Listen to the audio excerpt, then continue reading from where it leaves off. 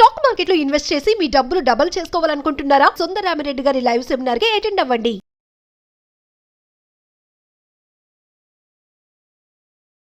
నమస్తే కళ్యాణ్ గారు. నమస్తే జయ గారు. కళ్యాణ్ గారు, అనురాధ అని ఒక ఆవిడ మనకి మెయిల్ చేశారండి.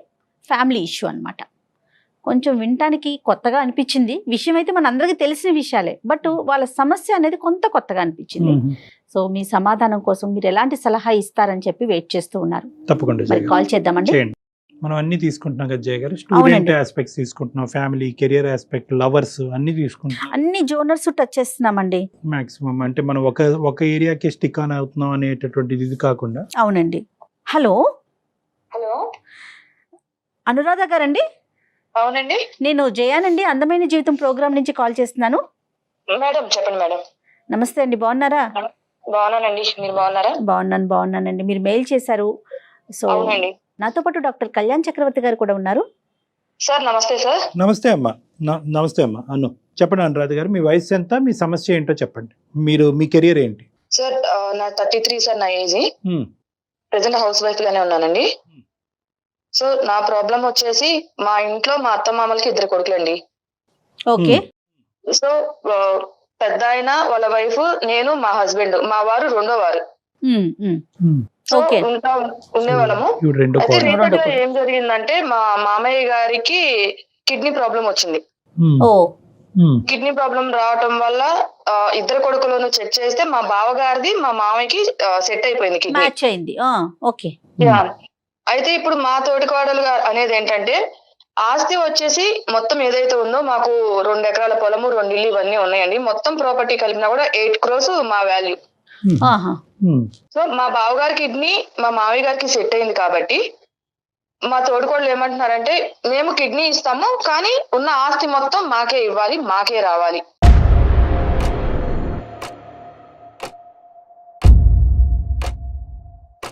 అని ప్రపోజల్ పెట్టారు. ఓకే. ఓకే. అంటే మీ బావగారి ప్రపోజలా, మీ తోటికోడల ప్రపోజల్ అమ్మా? మా తోడుకోడలు ప్రపోజల్. అంత జాయింట్ అంటే ఏం చేస్తుంటారండి అసలు ఫ్యామిలీ మొత్తం? అంటే మగవాళ్ళంతా ఏం చేస్తారు? మీ మామగారు ఏం చేస్తారు? మా మామయ్య గారు వచ్చేసి వ్యవసాయం అవి చేసుకుంటూనే ఇంట్లో ఉంటూ మొత్తం పొలాలు కౌలుకి ఇచ్చేసి అవన్నీ చూసుకుంటూ ఉంటారు ఈయన. సో మా బావగారు మా హస్బెండ్ 2 కూడా జాబ్ చేస్తుంటారు. ఓకే. ఓకే. ఓకే. ఓకే. అంటే ఈ పరిస్థితి రాకముందు మామూలుగా అన్నదమ్ముల మధ్యన కానీ తోటికోళ్ళ మధ్యన మీ తోటికోళ్ళ మధ్యన రిలేషన్షిప్ ఎలా ఉందాం జనరల్ గా? అంటే ఈ ఆస్పెక్ట్, ఈ సిక్నెస్ రానంత వరకు ఓకే సార్, బానే ఉండేది, ఇబ్బంది అయితే ఉండేది కాదు కానీ, బట్ ఏ ఇంట్లో అయినా చిన్న చిన్న మనస్పర్ధలు అయితే ఉంటాయి కదా. అంటే జాయింట్ ఫ్యామిలీ అమ్మా, అందరూ కలిసి ఉంటారా? అవునండి. ఓకే. అత్తయ్య అండి? అత్తయ్య, మళ్ళీ మీకు పిల్లలు ఉన్నారండి. మాకు 2 పిల్లలు అండ్ మా బావగారి వాళ్ళకి కూడా 2 పిల్లలండి. ఇప్పుడు ఇతను సిక్నెస్ ఎప్పటి నుంచి అమ్మా? ఇతను కిడ్నీ సమస్య ఎప్పటి నుంచి ఉంది? 6 months నుంచి ఉందండి. చూసేదంతా మీరమ్మా? అంటే బేసికలీ సర్వీస్ అంతా మీది? మాది. ఏది మందులు అందించడం గానీ, హాస్పిటల్ విజిట్స్ గానీ, డాక్టర్ చెప్పిన సలహాలు ఫాలో అవటం గానీ, ఇదంతా మీరు? ఆయన దగ్గరుండి చూసుకోవటం కానీ, ఏదైనా టైం టు టైం ఫుడ్ పెట్టడము, మెడిసిన్స్ ఇవ్వడం కానీ అన్ని మేమే చూసుకునే వాళ్ళం. మరి ఆవిడ ఏం చేస్తున్నారు? ఆవిడ గానీ లేదంటే మీ బావగారు ఏం గానీ? లేదండి, జస్ట్ పైన మా తోడుకోవడం మెంటాలిటీ ఏంటంటే పైన షాప్ చేసేసి మొత్తం బాధ్యత నేనే తీసుకుంటున్నాను, ఈ ఇంటి మొత్తాన్ని నేనే నడిపిస్తున్నాను అన్న వేలో క్రియేట్ చేస్తారు బయట చూసే జనాలకి. అర్థమైంది. కానీ ఇది ఒక ఎత్తు. కానీ అన్నదమ్ములు ఏమనుకుంటా ఉంటారు అంటే, మీ ఇద్దరు తోటికోళ్ళ డిస్కషన్ ఒకటే, ప్రధానంగా బాధ్యత వాళ్ళిద్దరిది కదా, వాళ్ళు ఏమంటా ఉంటారు ఈ ఇష్యూలో? అంటే డొనేషన్ చేయడానికి అతను రెడీ అయినా? మా డొనేషన్ చేయడానికి మా బావగారు రెడీ.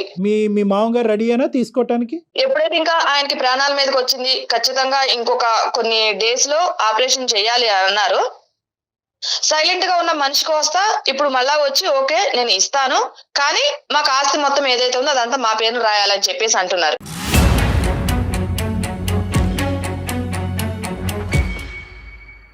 అంటే ఏంటి ఇప్పుడు అతని మాట, లేదంటే ఈవిడ నూరు పోసిందా? అంటే ఏమంటున్నారు మీరు? మీ కో సిస్టర్ ఏమన్నా ఉన్నిందా? అవును, మా కో సిస్టర్దే సార్. ఎందుకంటే మా బావగారు అంత ఇది లేదు, మొత్తం ఆమె గుప్పట్లోనే ఉన్న మనిషి. మా తోడుకోడలు ఏది చెప్తే అది చేస్తారు. రైట్. మరి చిన్న కొడుకు అన్యాయం అయిపోతున్నాడు అనే బేసిక్ ఫీలింగ్ రావట్లేదా వాళ్ళకి? హెల్త్ అనే దాంతో పోల్చుకున్నప్పుడు? లేదండి, మా అత్తగారు కూడా ఏం ఆలోచిస్తున్నారంటే, ఆమె ఒక లేడీగా మా మామగారి ప్రాణాపాయాల నుంచి బయటపడితే చాలా అన్న ఉద్దేశంలో ఆమె ఆలోచిస్తున్నారు. కానీ ఇక్కడ కొడుకు ఏమవుతాడు, కొడుకు పరిస్థితి ఏంటి, కొడుకు పిల్లల పరిస్థితి ఏంటి? ఇప్పుడు ఎలా ఉందమ్మా ఇంట్లో? వాడి వేడి ఎలా ఉంది? వాడి వేడి ఏం లేదండి, ఎవరెన్ని చెప్పినా ఎవరెన్ని చేసినా మాకు ఫైనల్ ఆస్తి ఇస్తే మేము కిడ్నీ ఇస్తాము. ఇంకా వాళ్ళు వేరే ఎవరి మాట కూడా వినట్లేదు మా తోడుకోవాలి. చూడండి భయం వేస్తుందమ్మా నిజంగా. అతను చావు బ్రతుకుల్లో ఉండటాన్ని కూడా ఈ రోజు దీన్ని ఒక Cash వ్యాపారం చేసుకుంటున్నారు. కింద మలుపు తిప్పుకునేటటువంటి మనస్తత్వాలు ఉన్నాయా అంటే భయం వేస్తుంది నిజంగా. ఎలాంటి కాలం ఇప్పుడు ఏంటంటే ఆవిడ ఏమంటదమ్మా ఇప్పుడు అదే డీలా అంతే, ఇంకేం లేదు. అసలు ఇంకా మాట్లాడే అవకాశం కూడా ఇవ్వట్లేదు సార్. ఎలా అంటే మీరు ఆస్తి రాస్తే మొత్తము కిడ్నీ ఇస్తాం, లేదంటే లేదు. ఇంకా వేరే ఎవరిని ఏ విషయం కూడా మాట్లాడటానికి ఆమె ఎక్స్పెక్ట్ చూపించట్లేదు. ఇప్పుడు మీరు రియాక్ట్ అవుతున్నారు, ఇదే ఈమెయిల్ మీ హస్బెండ్ ఎందుకు పంపించలేదు మాకు? అతను రియాక్ట్ అవ్వట్లేదు, అతనికి ఓకేనా ఈ డీల్? ఆయన ఓకే సార్, కానీ తండ్రి కదండి. వీళ్ళు సొంత అన్న కాబట్టి తండ్రి వీళ్ళు ఏం కదా. మాట్లాడలేకపోతున్నారు. అటు అన్న అటు తండ్రి తండ్రి అవును. ప్రాణం కోసం కదా. అంటే కాదు, అంటే ఇప్పుడు ఓకే తండ్రిని కాపాడుకోవాలి అనేటటువంటి ఆలోచన కరెక్టే, దానివల్ల మీ హస్బెండ్ మాట్లాడలేకపోతున్నారు అన్నది అర్థం అవుతుందమ్మా. కానీ అవును. రేపొద్దున ఏంటి ఇంత చిల్లర డీల్ చేస్తున్నారు ఏంటి వీళ్ళు అనేటటువంటిది అతను కోపంగా లేదా? బ్రదర్ని నిలదీయలేదా? ఏంటి అన్నయ్య ఇది తప్పు కదా అని అనలేదా? నిలదీయలేకపోతున్నారండి, ఎందుకంటే అన్నయ్య ఉన్న సిచ్యువేషన్ తెలుసు. ఇక్కడ ఏదైనా ఈయన ఎదురు తిరిగి అన్న కాదు అని అంటే రేపు అన్న పరిస్థితి ఏంటి? అన్నను కూడా పట్టించుకోదు, ఈ ఆస్తి కోసం ఇది చేస్తుంది కాబట్టి రేపు అన్నను కూడా పట్టించుకోదు. అన్న మెతకతనాన్ని చూసి ఈయన కూడా ఏం మాట్లాడలేకపోతున్నారు. ఇప్పుడు ఇతను కిడ్నీ మ్యాచ్ అవ్వలేదా అమ్మా? లేదండి, మా హస్బెండ్ కిడ్నీ మ్యాచ్ అవ్వలేదు. మ్యాచ్ అవ్వలేదు. ఒకప్పుడు మ్యాచ్ అయ్యి ఉంటే కనుక ఇతను కూడా ముందుకు వచ్చి ఉండేవారు అవును, డొనేట్ చేయడానికి వితౌట్ ఎనీ అడిగారు. డీల్స్. మా హస్బెండ్ కూడా అడిగారు, సార్ ఒకసారి చూడండి, ఫస్ట్ అనింది కూడా మా హస్బెండే, నా కిడ్నీ అంటే మ్యాచ్ ఏదైనా చూడండి, మా నాన్నగారికి నేను ఇస్తాను అని చెప్పారు. కాదమ్మా, ఈ రోజు మీరు మాకు ఈమెయిల్ పంపించడానికి ప్రధానమైన కారణం ఏంటమ్మా? ఆవిడ అంత బలంగా డీల్ క్లోజ్ చేసినప్పుడు మా దగ్గర నుంచి మీరు ఏమి ఎక్స్పెక్ట్ చేస్తున్నారు అనురాధ గారు? మా పిల్లల కోసం మా బావగారు వీళ్ళందరూ ఉన్నారు కాబట్టి ఎటు నుంచి ఏ సమస్య రాకుండా మీరు ఏదన్నా తగిన సలహా ఇస్తారు. ఆమెకి ఎవరి మాట వినే సిచ్యువేషన్ లేదు. మేము ఎవరు నేను కూర్చోబెట్టి పెద్ద మనుషులు కూర్చోబెట్టి మాట్లాడాలన్నా కూడా వినే సిచ్యువేషన్ లేదు. పెద్ద మనుషుల మాట కూడా ఆవిడ వినట్లేదు.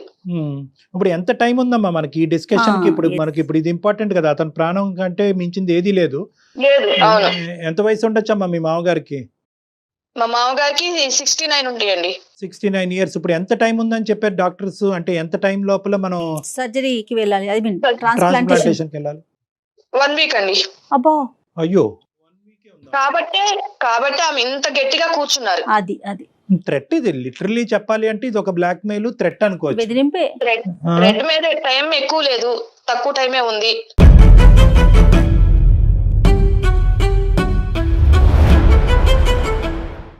సో మా ఆయన కిడ్నీనే సెట్ అయింది కాబట్టి ఎట్టి పరిస్థితుల్లో వీళ్ళు ఒప్పుకోవాల్సిందన్న ఒక మూర్ఖపు మెంటాలిటీ మీదే తను నిలబడి ఉన్నారు. బట్ వర్స్ట్ కమ్ సినారియోలో ఏంటంటే పెద్ద ఆయన ప్రాణాలే కాపాడాలి, ఒక 1 week ఉంది అనేటటువంటి ఆలోచనతో తర్వాత సంగతి తర్వాత చూద్దాం అనే ఉద్దేశంతో మీరు ఆస్తిని వదులుకోవడానికి రెడీగానే ఉన్నారా? సో ఇక రెండు ఉన్నాయి సార్. ఒక పక్క మామయ్య గారి పెద్ద మనిషి ఆయన ప్రాణం, రెండో పక్క 2 ఆడపిల్లలు, చిన్న పిల్లలు. ఎవరు? మీకు. నాకు అది వాళ్ళ భవిష్యత్తు అనేది ఇక్కడ నిర్ణయిస్తున్నట్టుగా అవుతుంది, అంతే కదమ్మా? అవును అవును రైట్. సో రెండిట్ల మధ్యన చిక్కుకుపోయారు మీరు ఇప్పుడు. అవును.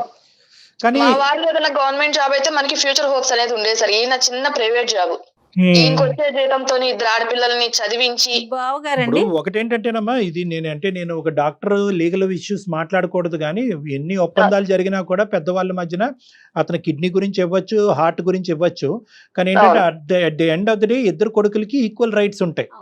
అవునండి. ఆ విధంగా ఇప్పుడు ఏంటంటే ఆ యాంగిల్లో మనం వెళ్ళకూడదు అనేటటువంటి ఉద్దేశంతో, సానుకూలంగా సెటిల్ చేయాలనే ఉద్దేశంతో ఈ రోజు ఇలా మాట్లాడుకుంటాం.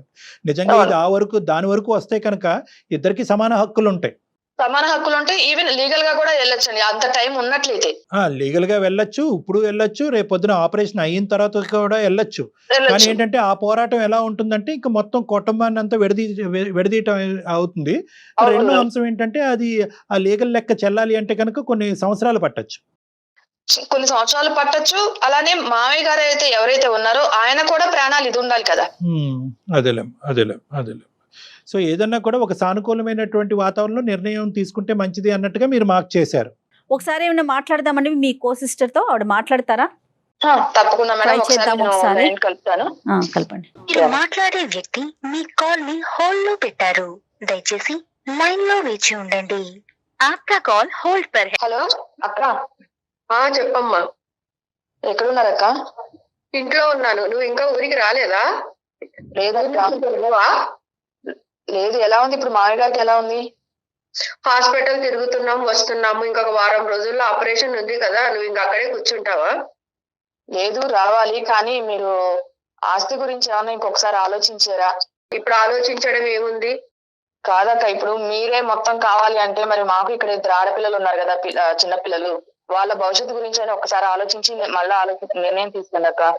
అయినా ఇంత రిస్క్ తీసుకొని మేము కిడ్నీ మార్పిచ్చి బావగారిని మేము ఎట్లా చూసుకోవాలా? ఒక మనిషిని ఆయనని గాజు బొమ్మలాగా కాపాడుకొని రావాలి.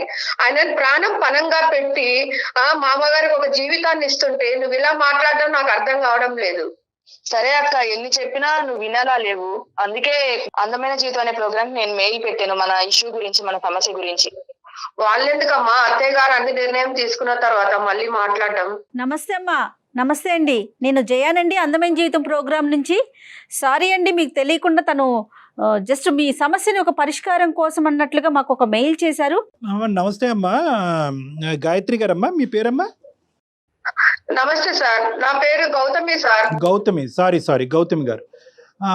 అమ్మ, ఇప్పుడు చూడండి, మీకు ఇదేంటంటే వారం రోజుల్లో సర్జరీ పెట్టుకుని ఇదంతా చాలా అసందర్భంగా మీకు అనిపించవచ్చు. కానీ ఏంటంటే ఎంతమంది పెద్ద మనుషులు వచ్చినా చెప్పినా కూడా నాకు అతని ప్రాణాలు ఎంత ఇంపార్టెంటో ఇక్కడ నాకు రావాల్సినటువంటి మొత్తం షేర్ అంతా నాకే రావాలి అనేటటువంటి అభిప్రాయం. ఎందుకంటే మా హస్బెండ్ రిస్క్లోకి వెళ్ళి అతను డొనేట్ చేస్తున్నాడు అనేటటువంటి ఆలోచన మీకు ఉన్నా కూడా కొంతమంది చూసేటటువంటి ప్రేక్షకులు కానీ నాలాంటి వాళ్ళు కానీ అవును కదా, అతను కూడా ప్రాణాలకు పణంగా పెట్టి ఒక కిడ్నీ డొనేట్ చేయటం, రేపొద్దున ఇతని కిడ్నీకే ఏదైనా ప్రాబ్లం వస్తే కనుక ఈ పిల్లల భవిష్యత్తు ఏంటి అనే పరిస్థితి ఏర్పడటం వల్ల అతను బహుశా ఇది ఆస్తికి ముడిపెట్టచ్చు అనేటటువంటి ఆలోచన ఉన్నా కూడా ఎక్కడో ఇది సిచ్యువేషన్ని అడ్వాంటేజ్ తీసుకుని మీరు దీన్ని ఒక వ్యాపార రీత్యా ముందుకెళ్తున్నట్టు నాకు అనిపిస్తుందమ్మా.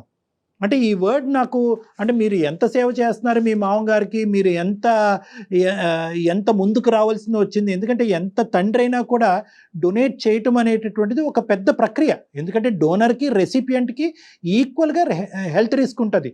ఇతనికి ఎనస్థీషియాలోకి వెళ్ళాలి, రేపొద్దున ఇతనికి ప్రాబ్లం వస్తే కనుక ఇంకో సమస్య రావచ్చు, ఇలాంటి రకరకాలు ఉంటాయి. సో ఇక్కడ మీరు చేసినటువంటి సాక్రిఫైస్ ఎంత గొప్పగా మాట్లాడుకోవచ్చో, మీరు అడిగినటువంటి డిమాండ్ వల్ల మీరు మిమ్మల్ని అంత కిందకి దిగజార్చుకున్నారు అనేటటువంటి అభిప్రాయం నాకు కలుగుతుందమ్మా. ఇదేదో డీల్ కుదుర్చుకున్నట్టు అనిపిస్తా ఉందండి వింటుంటే. లేదు మేడం ఆ మాట అస్సలు అనకండి. మీకు తెలియని ఒక విషయం చెప్పమంటారా? తను నా తోడుకోడలే కాకుండా నా సొంతం చెల్లెలు కూడా మేడం. మేము ఇద్దరం ఒకింటి నుంచి ఇక్కడ వచ్చినాం మేడం.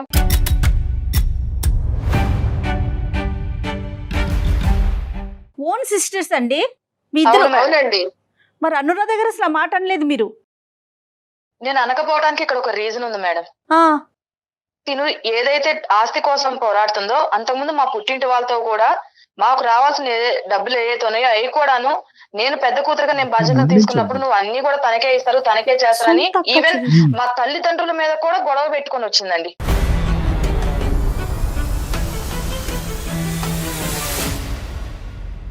సో దానివల్ల కనీసము ఇక్కడికి వచ్చిన తర్వాత ఏనాడు కూడా వాళ్ళు తిన్నారా, వాళ్ళు ఉన్నారా, వాళ్ళు ఏం చేస్తున్నారు అనేది తనకు అనవసరం అండి.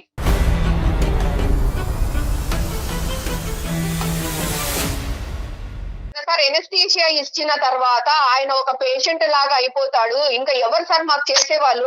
ఆయన ఒక కిడ్నీ ఇచ్చిన తర్వాత ఎంత ఆరోగ్య సమస్యలు. అమ్మా నిజ జీవితంలో ఏంటంటే పేషెంట్ అయ్యేదానికి అంటే ఎనస్థీషియా ఇవ్వటం వల్ల ఒక రిస్క్ తీసుకుంటారని మనం మాట అంటున్నామే గానీ రిస్క్ ఫ్యాక్టర్ అసలు ఎంత వరకు ఉంటుంది డాక్టర్ గారు? Medical risk factor 30% ఉండొచ్చమ్మా. ఎందుకంటే డోనర్కి ఎందుకంటే కనుక ఒకటి ఎనస్థీషియా అనేటటువంటి అంశం, రెండోది ఏంటంటే ఒక మేజర్ సర్జరీ అనేటటువంటి అంశం, మూడోది ఏంటంటే కనుక తండ్రికి కిడ్నీ డిసీజ్ ఉంది కాబట్టి కొడుకు కూడా కిడ్నీస్ ఇన్ఫెక్షన్ రావచ్చు అనేటటువంటి మూడో అంశం.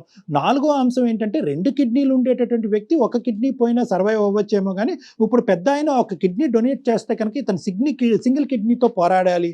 సో ఇటువంటి రిస్క్ అయితే మాత్రం ఒక 30% ఉంది అని మనం చెప్పుకోవచ్చు. కానీ దాన్ని డొనేట్ చేయటం వల్ల ఆ రోజు నుంచే డొనేట్ చేసిన రోజు నుంచి ఇతను పేషెంట్ అయిపోతాడు కాబట్టి బెడ్ రిడెన్ అయిపోతాడు అంటానికి లేదు. అతనికి కంపెన్సేషన్ గా మొత్తం ఆస్తి అంతా నాకే ఇచ్చేయాలి అనేటటువంటిది అది దుశ్చర్య, అది కరెక్ట్ కాదు. అది నేను ఆవిడకి అర్థమయ్యేటటువంటి విధంగా చెప్తున్నాను. ఇక్కడ రిస్క్ ఉంది అనేటటువంటి అంశం మనం ఈ రోజు పరిగణలోకి తీసుకున్న గౌతమి గారు, ఇక్కడ ఏంటంటే రిస్క్ ఉంది కాబట్టి ఆ రిస్క్ కంపెన్సేషన్ గా ముందే మాకు కంపెన్సేషన్ ఇవ్వాలి కాబట్టి అని చెప్పి 30% ఉన్నటువంటి రిస్క్ కి ఈ 8 crores కి ముడిపెట్టేసి ఇదంతా ముందే తీసేసుకుందాం అనేది స్వార్థం. కాదు సార్, ఒక మాట 30% రిస్క్ ఉందని చెప్పినప్పుడు మరి అంత రిస్క్ తీసుకొని ఈమె పిల్లల్ని చూసి ఇవన్నీ చేసిన తర్వాత మేము ఇంత చేయాల్సిన అవసరం ఏముందండి? మా కిడ్నీ ఏమో పుణ్యానికి మా ఆయన కిడ్నీ దొబ్బేస్తారు.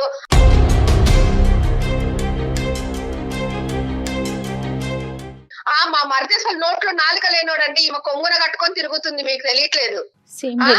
ఎందుకు వచ్చిన కర్మ అండి ఇదంతా? ఎందుకు వచ్చిన బాధ? ఉన్న వాళ్ళు ఉంటారు, లేని వాళ్ళు లేకుండా పోతారు, అంతే. కిడ్నీ ఇచ్చేయడమే ఆపేస్తాను నేను.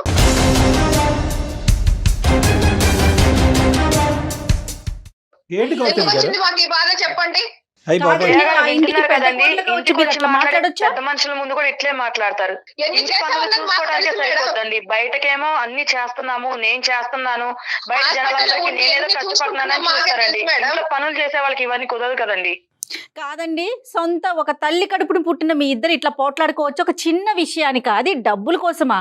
ఒక పక్కన పుట్టినీళ్ళు, ఒక పక్కన మెట్టినీళ్ళు. ఆల్రెడీ మీ ఇద్దరికి ఒక బంధం ఉంది, రక్త బంధం ఉంది. ఏం కళ్యాణ్ గారు, బయట నుంచి వచ్చిన పిల్లలు కూడా కాదు. అసలు నాకేం మాట్లాడాలో కూడా అర్థం కావట్లేదు. డాక్టర్ గారు అయితే ఉందనే జయ మేడం, నేను ఇన్నాళ్ళు అక్క కదా, నాకు తోబుట్టు కదా, ఇప్పుడు కాకపోయినా రేపైనా అర్థం చేసుకుంటుందిలే. కనీసం నా పిల్లలంటే అక్క అంటే ఆమెకి పిల్లలే కదా. అంతే కదా. నువ్వే అర్థం కావట్లేదు అన్ని విధాలుగా. ఇప్పుడు సరే అయిన తర్వాత అంత రామాయణం చేస్తున్నారు నువ్వే కదా ఇప్పుడు.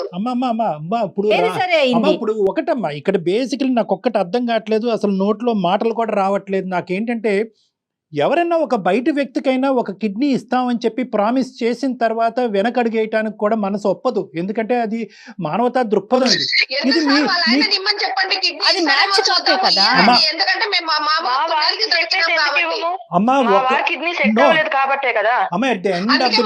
సెట్ అయింది కాబట్టి మమ్మల్ని ఇట్లా చేస్తున్నారు. అందుకని కిడ్నీ మానేసినాం అనుకోండి, ఆశల సమభాగం తీసుకుంటారు, ఎవరికి ఎంత వస్తే అంతే ఇస్తారు కదా. వచ్చిన తలనొప్పి. గౌతమ్ గారు ఆ పెద్ద ఆయన ఈ మాటలన్నీ వింటే కనుక వారం రోజుల తర్వాత సర్జరీ కూడా వద్దు, ఈ క్షణాన్ని నేను చచ్చిపోతానని అంటాడు అతను.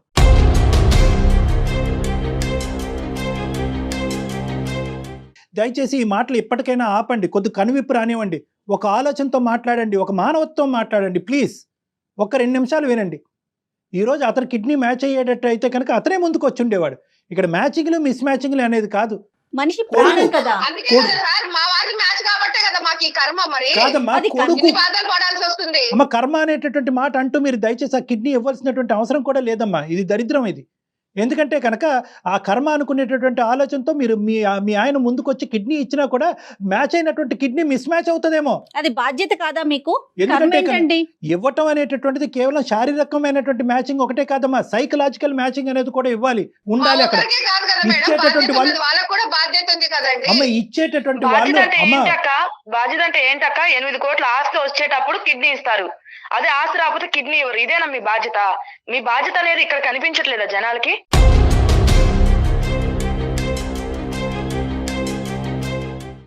అందరికి తెలుసు, జనాలకు బాధ్యత తెలుసు అమ్మా. నీకు తెలియకనే ఇదైపోతున్నావు. మా బాధ్యత, మేము ఎన్ని బాధలు పడుతున్నావు అన్నది పొద్దున్న లేచినప్పటి నుంచి హాస్పిటల్లో ఉండాలి, ఇటు భర్తను చూసుకోవాలి, మా ఆయనకు నానా టెస్టులు చేస్తున్నారు, పిల్లల్ని చూసుకోవాలి, ఈమె పిల్లల్ని చూసుకోవాలి, ఎన్ని చూసుకోవాలి, అత్తగారికి సర్ది చెప్పాలి, ఆమె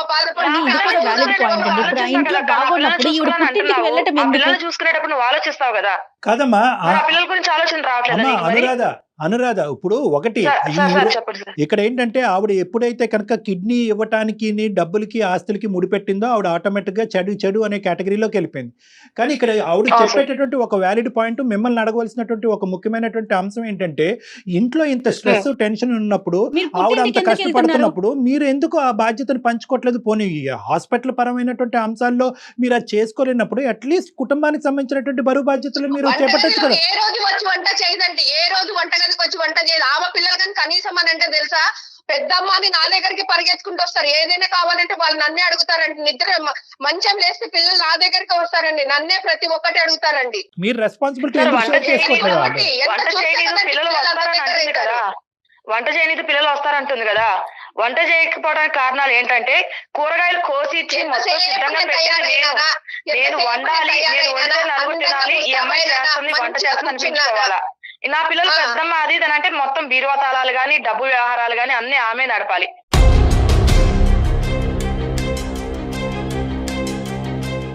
పిల్లలు ఆమె దగ్గరికి వెళ్ళి పెద్దమ్మ ఇది కావాలి అది కావాలని పిల్లలు ఆమె నడకుండా నన్ను అడుగుతారండి. వంటగదిలో కూడా అంతే, కూరగాయలు కానీ వంటగదిని శుభ్రం చేసి కానీ కూరగాయలు కట్ చేయడం కానీ మొత్తం నేను చేసిస్తే చివరిలో వచ్చి తాలింపు వేసి వంటగదిలో నేనే కష్టపడిపోయాను అనేది మా అత్త మామల ముందు బిల్డప్ ఇవ్వాలండి.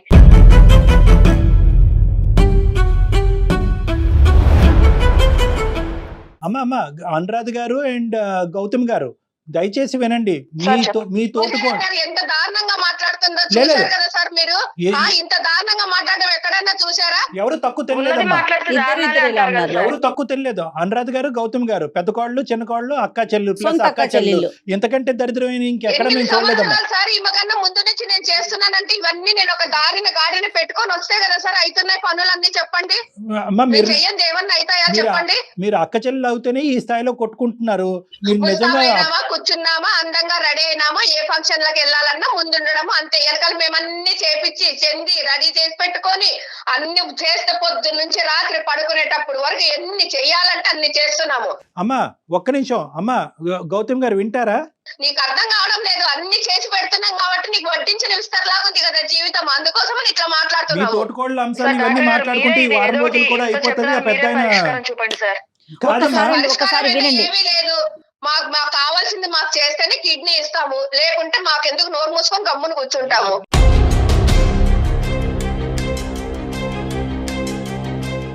నీ కిడ్నీ ఇవ్వాల్సిన పరిస్థితి వస్తే ఇంకెంత రెచ్చిపోయేదాను. అతని కిడ్నీ కాబట్టి సరిపోయింది.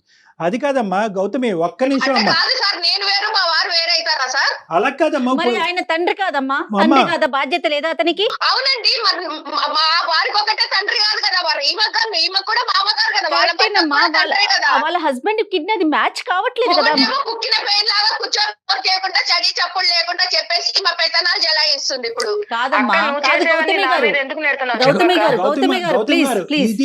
ఇది ఒకటమ్మా. వాళ్ళకి అవకాశం రాలేదు, మీకు అవకాశం వచ్చింది. ఇది ఒక పుణ్య కార్యక్రమం కింద చూడండి అమ్మా. పెద్ద ఆయనకి దానం చేయటం అనేటటువంటి దయచేసి వ్యాపార దృక్పథంతో చూడకండి. అంత పుణ్యాలు చేసి మా ఆయన ఆరోగ్యాన్ని తృణప్రాయంలో పణంగా పెట్టేసి మేమంత పుణ్యకార్యాలు చేసేసుకునేంత తాహత మాకు లేదు సార్.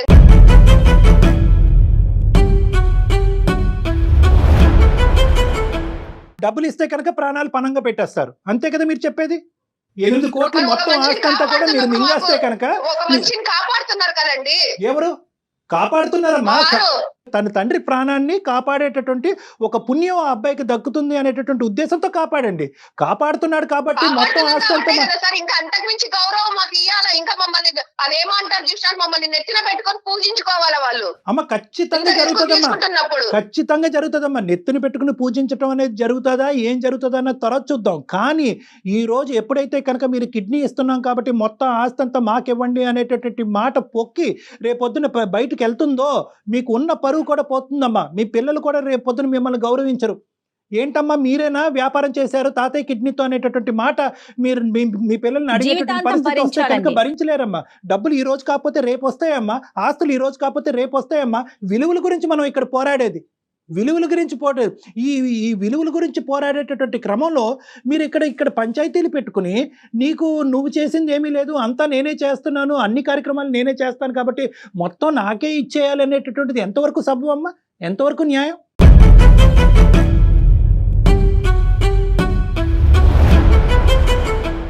అతను పోతే పోయాడు, మేము కిడ్నీ మాత్రం ఇవ్వము, ఆస్తి వస్తే కనుక అతను బతికించుకుంటాం, లేదంటే అతను చచ్చిపోవటానికైనా అతను కొరువు పెట్టడానికైనా మేము రెడీ అనేటటువంటి పదాలు మీరు వాడుతుంటే మానవత్వం ఏ దిక్కుతోచని పరిస్థితికి పోతుంది అనేది భయం వేస్తుందమ్మా.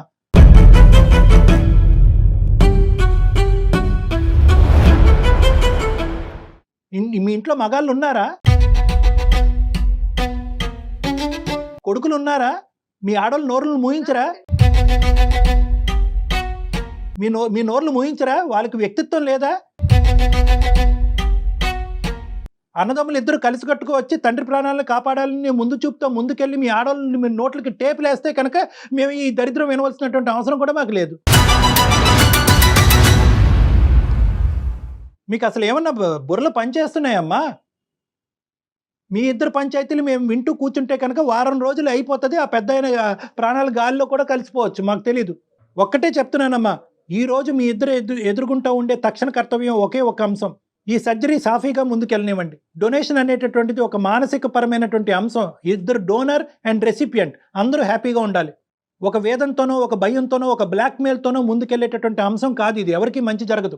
చేసేటటువంటి ట్రాన్స్ప్లాంట్ కూడా దిక్కుతోచినటువంటి పరిస్థితికి పోయి రిజెక్షన్ జరగచ్చు ఈ మానసిక ఒత్తిడి ఉంటే కనుక.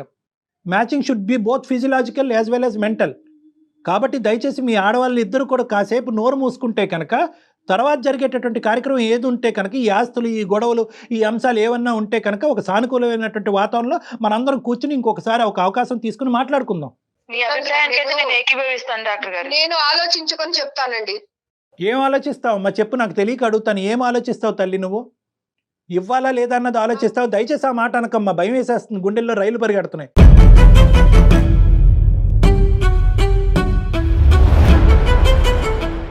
ఇవ్వాలా లేదా అన్నది ఆలోచిస్తావా? ఏం ఆలోచిద్దాం అనుకుంటున్నారు మీరు? నా దగ్గరికి రావడానికి ఆలోచిస్తారా? లేదంటే వేరే పంచాయతీ పెద్దల సమక్షంలో కూర్చుని మాట్లాడేదానికి ఆలోచిస్తారా?